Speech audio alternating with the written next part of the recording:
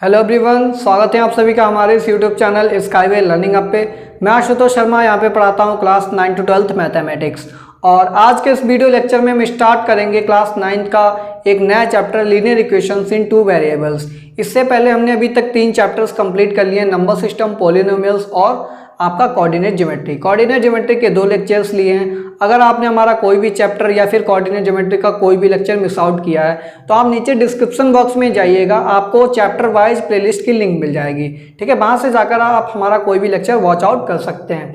तो students, lecture start करने से पहले मैं आपसे रिक्वेस्ट करना चाहूँगा, अगर आप हमारे चैनल पे नए हैं तो प्लीज़ एक बार चैनल को सब्सक्राइब कर लीजिए और अधिक से अधिक अपने फ्रेंड्स में भी शेयर कर दीजिए।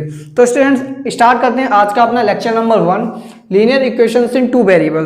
तो अगर हम कोई भी चैप्टर स्टार्ट कर रहे हैं तो सबसे पहले में चैप्टर के बारे में, जो टॉपिक है, आपका हेडिंग है, चैप्टर का नेम है, उसके बारे में हमको सारी चीज़ें पता होनी चाहिए। मीन्स आपका जो डीएनए एनालिसिस होती है उसी तरीके से आपको जो आपका चैप्टर का नेम है उसके बारे में सारे टर्म, सारे चीज़ें, ठीक है, सारी डेफिनेशन पता होनी चाहिए। तो सबसे पहले हम वही काम करेंगे, यहाँ पे इंट्रो लेंगे। यहाँ पे तो इंट्रो में देखिए लीनियर इक्वेशंस इन टू वेरिएबल्स यहाँ पे लिखा है, तो इसका मीनिंग क्या है और इतना बड़ा ये नेम है, इतने बड़े नेम में क्या निकल के आ रहा है, वो सारी चीज़ें हम देखेंगे। तो जब हम आपको पॉलिनोमियल चैप्टर पढ़ा रहे थे तो पॉलिनोमियल चैप्टर में हमने आपको क्लासिफिकेशंस पढ़ाई थी। ठीक है, क्लासिफिकेशन हमने पढ़ाई थी डिग्री के बेसिस पे, ठीक है, टर्म्स की बेसिस पे पढ़ाई थी, मोनोमियल, बाइनोमियल, ट्राइनोमियल। ठीक है, फिर आपको हमने पढ़ाया था आपका जो वेरिएबल्स होते हैं उनके बेसिस पे कैसे आप क्लासिफाइड करेंगे पॉलिनोमियल्स को। तो सारी चीज़ें हमने पढ़ाई थी। तो हमने वहाँ पे डिग्री के बेसिस पे आपको क्या पढ़ाया था, किसी भी पॉलिनोमियल, ठीक है, किसी भी पॉलिनोमियल px, हमारा पॉलिनोमियल किससे रिप्रेजेंट किया जाता है, px से रिप्रेजेंट किया जाता है। अगर पॉलिनोमियल px की डिग्री 0 होती थी तो ये हमारा कैसा पॉलिनोमियल होता था, कांस्टेंट। ठीक है, ये तक कैसा पॉलिनोमियल होता था, कांस्टेंट पॉलिनोमियल। ठीक है, फिर अगर हमने पढ़ा था डिग्री हमारी 1 आ रही है, ठीक है, तो डिग्री 1 के केस में हमारा लीनियर मिलता था, लीनियर पॉलिनोमियल। और डिग्री क्या होती थी, हाईएस्ट डिग्री होती थी। ठीक है, किसी भी पॉलिनोमियल की हाईएस्ट डिग्री, तो ये लीनियर आपका पॉलिनोमियल हो जाता था। फिर आपके पास अगर डिग्री 2 होती थी, हाईएस्ट डिग्री किसी भी पॉलिनोमियल की, तो उसको हम क्या बोलते थे, क्वाड्रेटिक बोलते थे। ठीक है, क्वाड्रेटिक बोलते थे। फिर इसी तरीके से स्टूडेंट्स हमने आपको डिग्री 3 भी पढ़ाई थी। डिग्री 3 है तो क्यूबिक पॉलिनोमियल होता था। कौन सा पॉलिनोमियल, क्यूबिक होता था। अगर डिग्री 4 है, ठीक है, डिग्री 4 है तो उसको बाई क्वाड्रेटिक बोलते थे। ठीक है, ये सारी चीज़ें हम पढ़ा चुके हैं। ठीक है, ये बाई क्वाड्रेटिक बन जाती थी। तो ये तो पॉलिनोमियल थी। अब आप सोच रहे होंगे इक्वेशन कैसे, तो हमने इक्वेशन भी आपको बताई थी, इक्वेशन कैसे बनाते हैं। इक्वेशन के लिए हम क्या कर देंगे, इक्वेशन अगर हमें बनानी है तो हम px = 0 रख देंगे। क्या रख देंगे, 0 रख देंगे। तो सपोज दैट हमने कोई लीनियर का एग्जांपल लिया, लीनियर इक्वेशन का, हमारे पास कोई भी लीनियर इक्वेशन है, px = x + a टाइप से कोई लीनियर इक्वेशन है, तो हमें क्या चाहिए, इसका लीनियर पॉलिनोमियल है, हमें इसकी लीनियर इक्वेशन चाहिए। तो इक्वेशन के लिए हम क्या करेंगे, इक्वेशन के लिए देखिए हम क्या करेंगे, यहाँ पे लिख लीजिए ऊपर इक्वेशन। तो इसकी लीनियर इक्वेशन कैसे बनेगी, x + a = 0। आपको 0 के इक्वल इक्वेट करना है। ठीक है, जो भी पॉलिनोमियल की वैल्यू है x + a, इसको 0 के इक्वल इक्वेट कर दीजिए, ये आपकी लीनियर इक्वेशन बन गई। ठीक है, ये क्या हो गई, लीनियर इक्वेशन। अब क्वाड्रेटिक इक्वेशन, जैसे सपोज दैट क्वाड्रेटिक पॉलिनोमियल का एक एग्जांपल लेंगे। क्वाड्रेटिक पॉलिनोमियल अगर हम ले रहे हैं ax², ठीक है, ax² + bx + c, ये जनरल फॉर्म होती थी क्वाड्रेटिक पॉलिनोमियल की। तो अगर हमें क्वाड्रेटिक इक्वेशन लिखनी है तो कैसे लिखेंगे, तो आप क्या करेंगे, ax² + bx + c = 0 पुट कर दीजिए। तो ऐसे आपकी लीनियर इक्वेशन फॉर्म होती थी। तो लीनियर इक्वेशन फॉर्म करने में कोई बड़ा रॉकेट साइंस नहीं है। आपको क्या करना है, जो px की वैल्यू है, मींस जो पॉलिनोमियल गिवन में है, उसको 0 के इक्वल इक्वेट कर दीजिए, आपकी इक्वेशन बन जाएगी। तो आपको लीनियर इक्वेशन पता लग गया, लीनियर इक्वेशन क्या होती है। ठीक है, तो इस टाइप की इक्वेशन क्या हो गई, लीनियर इक्वेशन हो गई, जिसमें हाईएस्ट डिग्री कितनी होनी चाहिए, 1 होनी चाहिए। और डिग्री हम किसकी चेक करते हैं, वेरिएबल्स की, ना कि कॉन्स्टेंट्स की। ठीक है, तो लीनियर इक्वेशन यहाँ पे लिख लीजिए। लीनियर इक्वेशन का मतलब क्या हो गया, लीनियर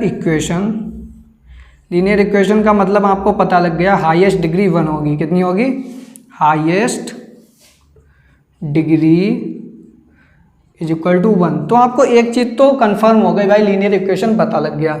अब यहाँ पे लिखा है इन 2 वेरिएबल्स। अब लीनियर इक्वेशन तो है बट कितने वेरिएबल्स में, 2 वेरिएबल्स में। ये कितने वेरिएबल में थी, यहाँ पे एक ही वेरिएबल है, ठीक है। यहाँ पे कितने वेरिएबल है, एक वेरिएबल है। हमको कितने वेरिएबल में चाहिए, 2 वेरिएबल्स में।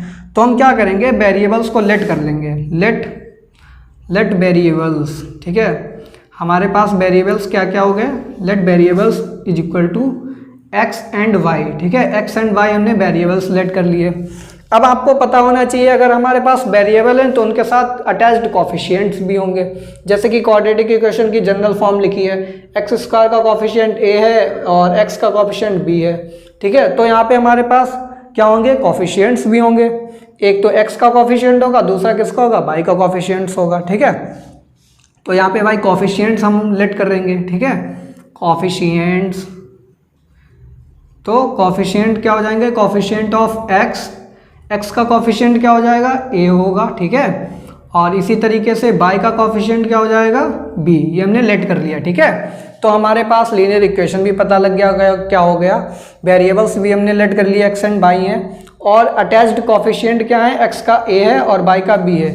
तो यहाँ पे टर्म्स किस फॉर्म में होंगी, ए एक्स कॉमा बी वाई। ये कुछ इस टाइप से आपकी टर्म्स निकल के आएंगी जब आप जनरल फॉर्म लिखेंगे। तो यहाँ पे आपको पूरी कुंडली आपने निकाल ली है लीनियर इक्वेशन इन 2 वेरिएबल की।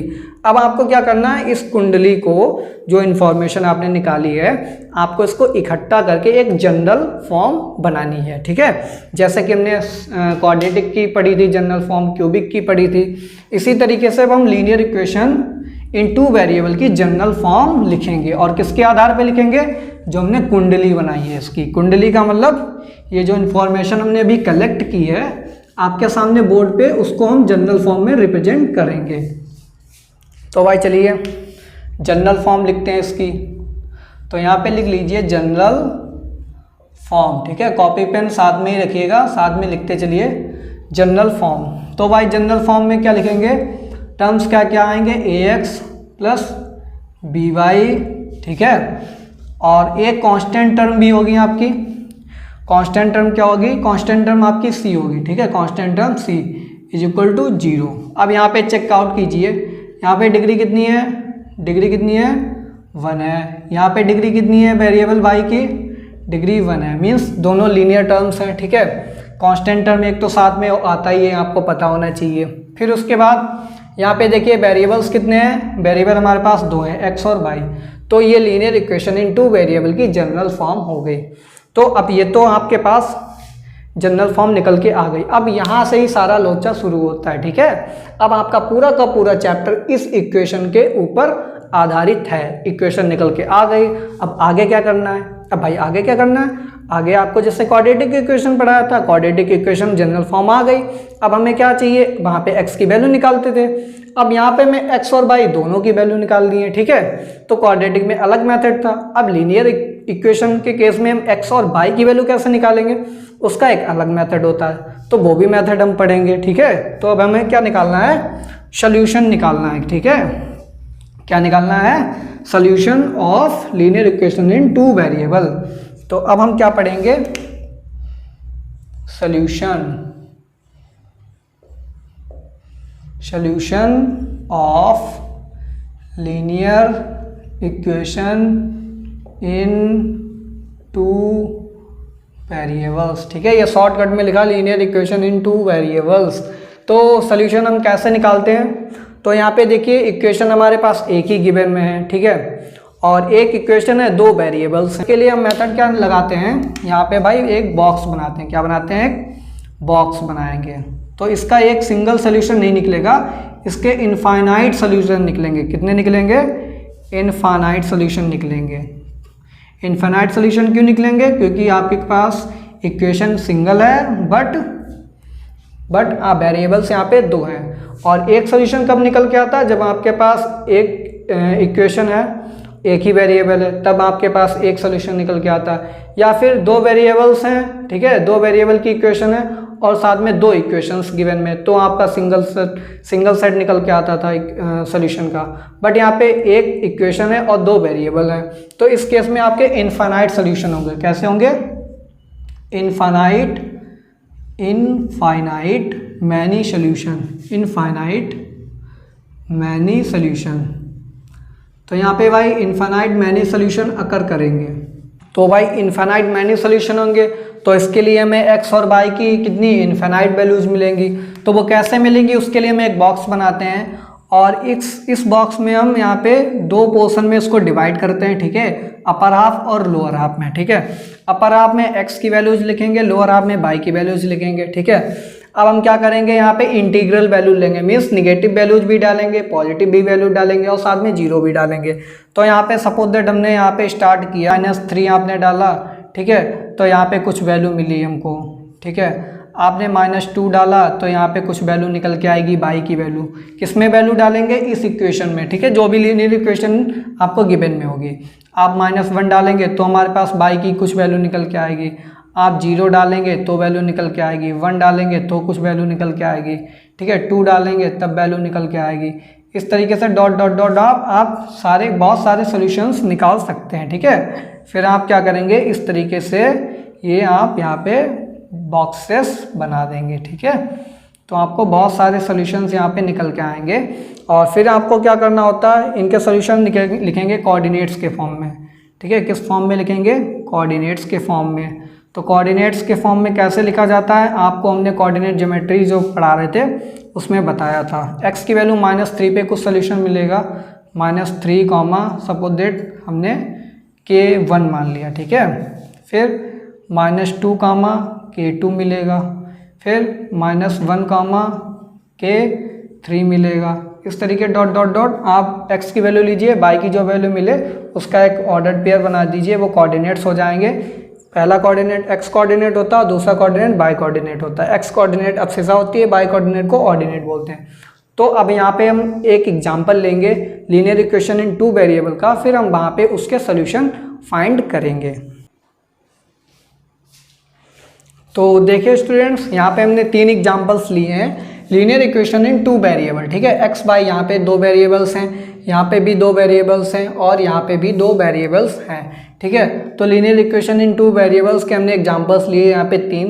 तीनों के केसेस में हमें x y के सॉल्यूशंस निकालने हैं, ठीक है, x y की वैल्यूज निकालनी है।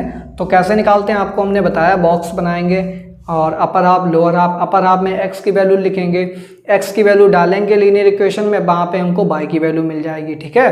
तो वहाँ से आपके सॉल्यूशन सेट निकल के आ जाएंगे। तो आप क्या करेंगे, सबसे पहले तो लीनियर इक्वेशन इन 2 वेरिएबल को सॉल्व करने के लिए थोड़ा मॉडिफाई करेंगे इक्वेशन।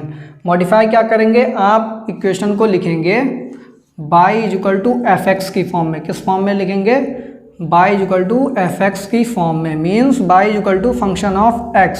इस फॉर्म में लीनियर इक्वेशन को कन्वर्ट करेंगे।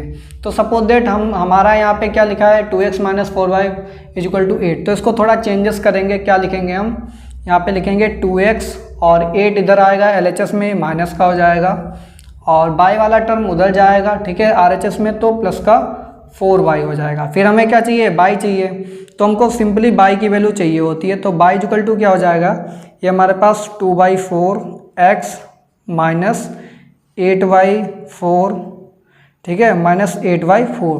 तो यहाँ से क्या निकल के आएगा, 1/2x माइनस का 2।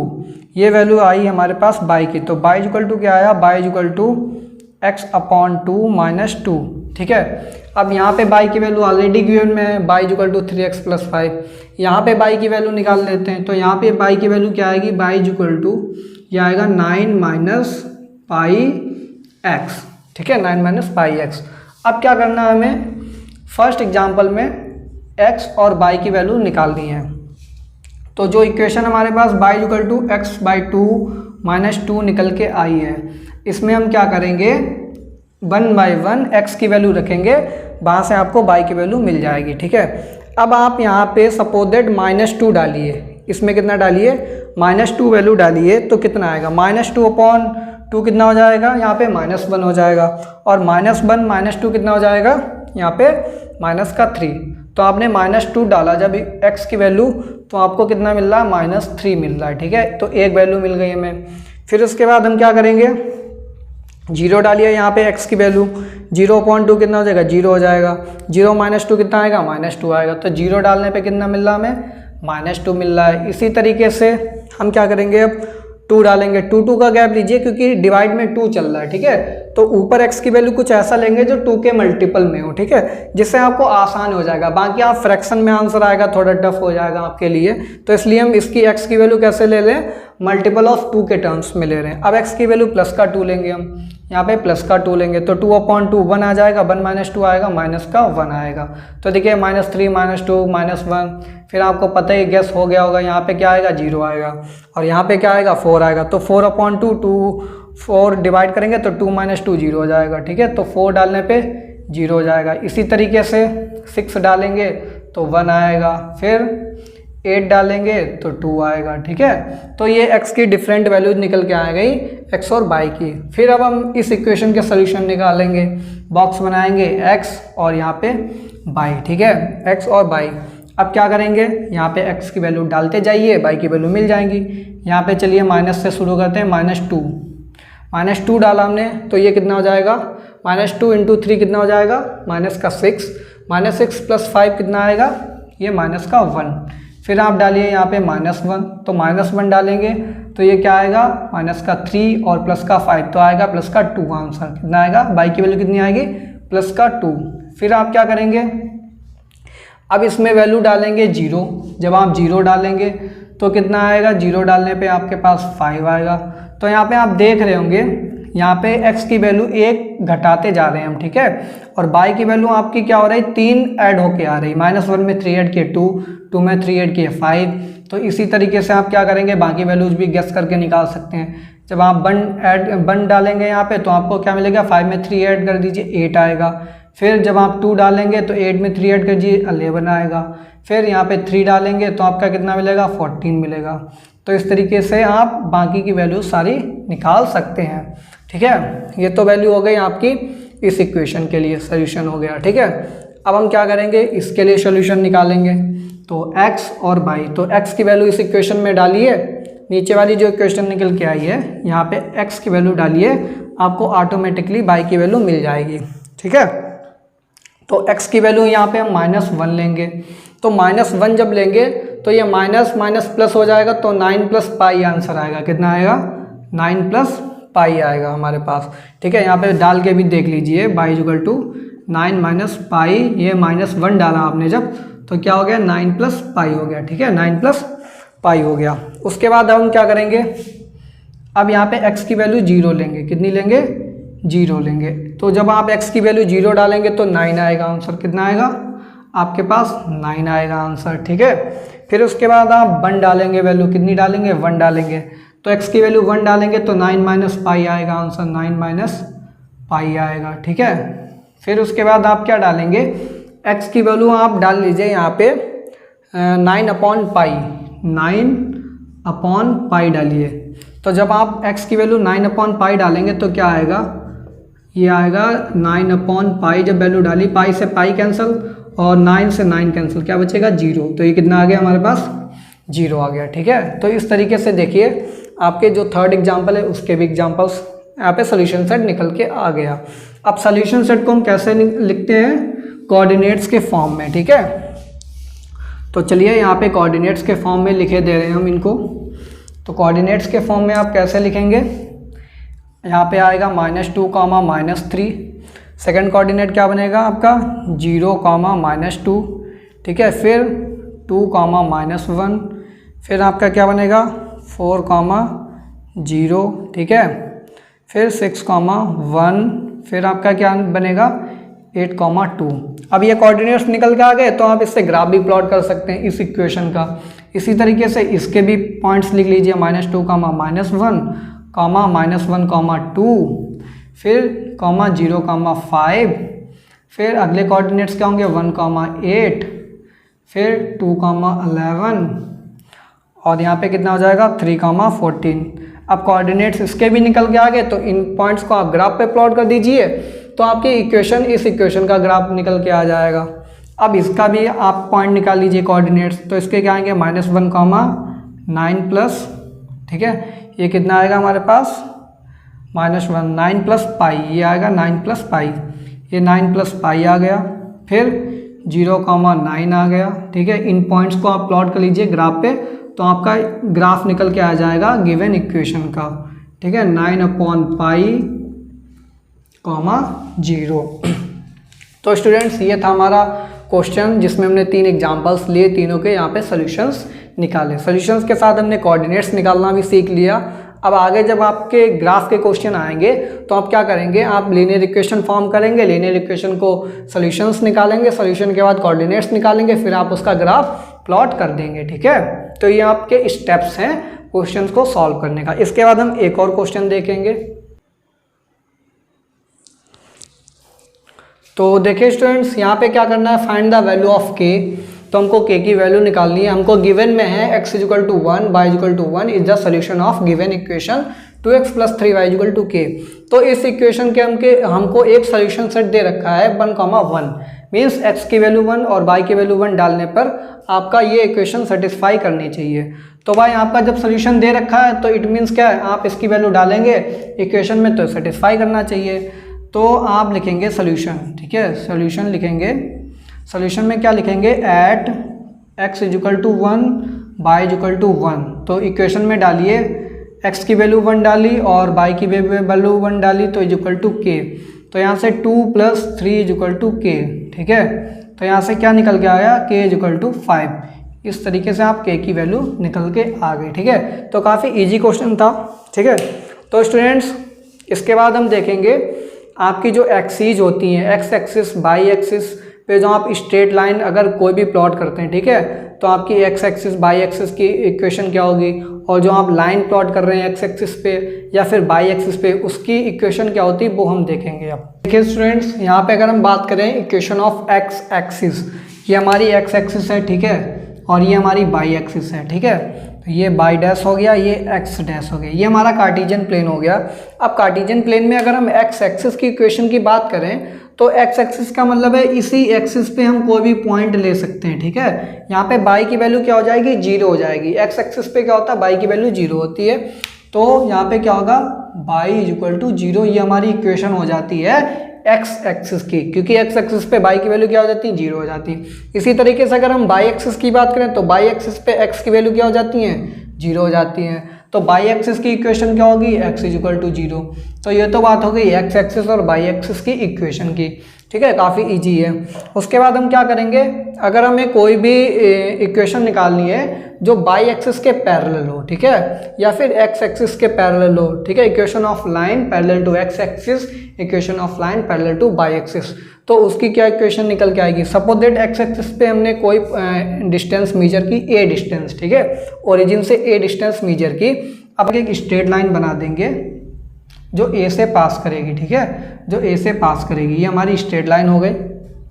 ठीक है, ये हमारी स्ट्रेट लाइन हो गई, और इस स्ट्रेट लाइन को हम क्या बोलेंगे, x = a स्ट्रेट लाइन है हमारी, क्योंकि ये हमारा x एक्सिस पे a पॉइंट पे कट कर रही है। ठीक है, x एक्सिस पे a पॉइंट पे कट कर रही है, और a पॉइंट क्या हमारा ओरिजिन से डिस्टेंस है x एक्सिस पे। ठीक है, तो x = a हमारी ये स्ट्रेट लाइन की इक्वेशन हो गई।